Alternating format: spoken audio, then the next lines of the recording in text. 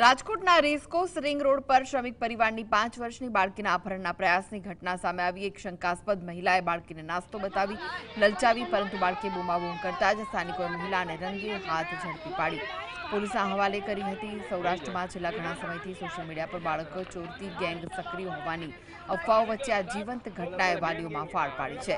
હાલ પોલીસે મહિલાને અટકાયત કરી તેની પાછળ કોઈ મોટી ગેંગ છે કે કેમ તે દિશામાં સઘન પૂછપરછ શરૂ કરી છે।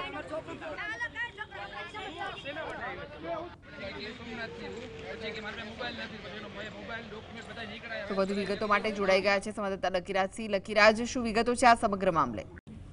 આપને જણાવી દઉં કે રાજકોટ શહેરમાં જે નાના બાળકોને જે અપહરણ કરતી ગેંગ સક્રિય થઈ હોવાનું સોશિયલ મીડિયામાં એક પ્રકારે મેસેજ છે તે વાયરલ થઈ રહ્યા છે। હવે આ પ્રકારની ઘટના છે તે રાજકોટના રેસકોર્સ રિંગ રોડ ઉપર બની છે।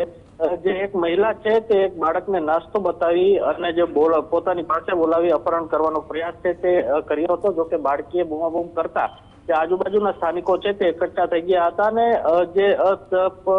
જે મહિલાને બેસાડીને જે તાત્કાલિક ધોરણે જે પોલીસને ફોન કરવામાં આવ્યો હતો અને તાત્કાલિક ધોરણે જે પોલીસ છે તે ઘટના સ્થળ ઉપર પહોંચી જે મહિલાનો કબજો છે તે મેળવ્યો હતો।